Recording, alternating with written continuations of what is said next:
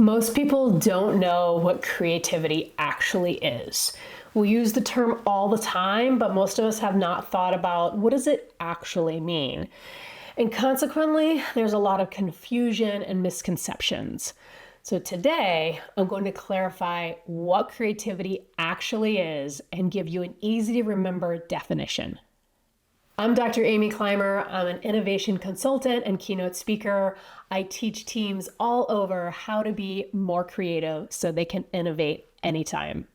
So what is creativity?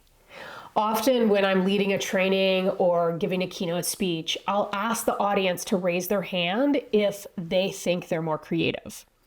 And depending on the size of the group and who's in the audience, anywhere from 30 to 70% of the audience will raise their hand and say, yeah, I think I'm creative. And then I'll often ask someone who doesn't have their hand up, would you mind sharing why you think you're not creative? And what has surprised me is the consistency of responses over the last 20 years that I've been asking this question. And so often what I hear is, I'm not creative because I can't really draw. Okay. Creativity and drawing are not necessarily related. You could be highly creative and struggle with stick figures. So that's the good news. If think of draw as a bad 4-letter word, or even drawing basic stick figures makes you nervous, don't worry. It doesn't matter. Now, if you want to get better at drawing, you can, because that's a skill that you can develop with practice and training. And there's some great resources out there to help you be a better drawer. But that's not connected to your ability to be more creative. Okay, so let's look at that definition. Now, since about 1950, researchers have been grappling with what does creativity actually mean, and who's creative and who's not, and what's creative and what's not creative. And after several decades of conversation and debate and research, they finally have a definition that makes sense. I'm going to read this to you. Creativity is the interaction among aptitude, process, and environment by which an individual or group produces a perceptible product that is both novel and useful as defined within a social context. Okay, that's a lot. There's a lot there. It's hard to remember. So we could really break that down if we wanted to. But what I want to do instead is give you a simple, one-sentence, easy to remember definition of what creativity is. Creativity is novelty that is valuable. That's it. Super simple. 6 words.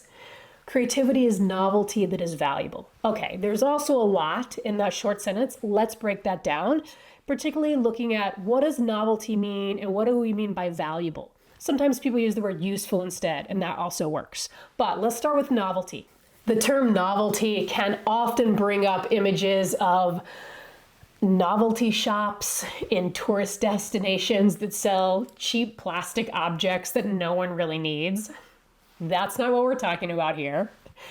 Instead, we're talking about different, unique, original, new. That's what novelty means in this case. So creativity is novelty that is valuable. Now, valuable, often we revert to financially valuable. That's one type of value, but something could also be aesthetically valuable. It could just look good. It could make us feel good.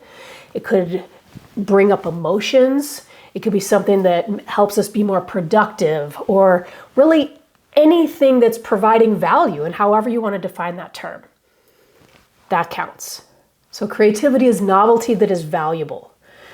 Now, in that definition that I shared, the longer one, it ends with as defined within a social context.